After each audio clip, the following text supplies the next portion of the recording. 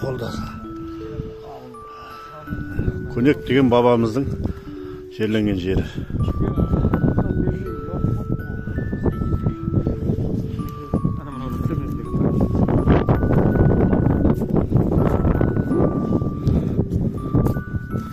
Төрткілдің арқасы болады бұл, е?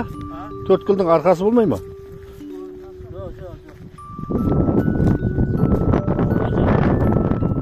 Шығысы ғой. Көнек бабамыздың жерленген жері.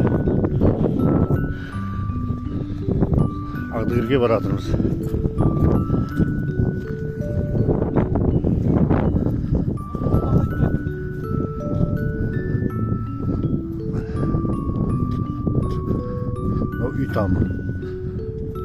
Үй тамы мешіт қауым болған.